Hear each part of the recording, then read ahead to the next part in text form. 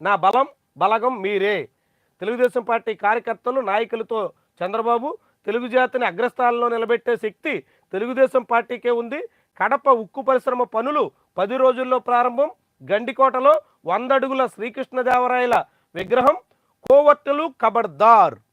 తెలుగుదేశం పార్టీలో కోవట్లు ఉన్నారట. చంద్రబాబు నాయుడు చెప్తున్నారు. ఎవరో చెప్తే పెద్ద ఆశ్చర్యపడాల్సిన పని లేదు. తెలుగుదేశం పార్టీలో కోవట్లే ఉన్నారని ఆ పార్టీ రాష్ట్ర అధ్యక్షుడు అంటున్నారు. ఆ పార్టీ జాతీయ అధ్యక్షుడు అని వాళ్ళు చెప్పుకుంటారు. ఆ పార్టీ అధ్యక్షుడు చెప్తున్నారు. ఎంత ఆశ్చర్యకరం చూడండి. అసలు కోవట్లు పార్టీలోకి వస్తుంటే రాకుండా అడ్డుకోవాల్సిన బాధ్యత పార్టీ నాయకత్వానికి లేదా?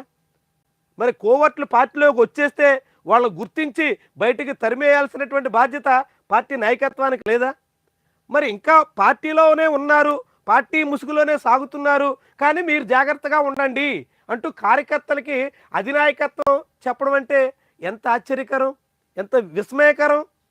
ఇప్పుడు అసలు కోవట్టు అనేటువంటి వాడు పార్టీలోకి రాకుండా చేయాల్సినటువంటి బాధ్యత నాయకత్వాన్ని. ఒకవేళ వస్తే వాళ్ళు గుర్తించి నియంత్రించి బయటికి తరిమేయాల్సినటువంటి బాధ్యత పార్టీ నాయకత్వాన్ని. ఈ రెండు చంద్రబాబు చేయకుండా కోవట్లు ఉన్నారు పార్టీలో, మీరు జాగ్రత్త అని కేడర్కి హెచ్చరిక చేయడం అంటే దేనికి సూచిక? అంటే పార్టీలో ఎవరైనా స్వరం పెంచితే, ఎవరైనా పార్టీలో ప్రభుత్వ విధానాల్ని తప్పుపట్టేదానికి సిద్ధమైతే, పార్టీ వైఖరిని ఏవైనా విమర్శిస్తే అలాంటి వాళ్ళ మీద కోవట్టు ముద్ర వేసేదానికోసం చంద్రబాబు ఏవైనా స్కెచ్ రెడీ చేస్తున్నారా?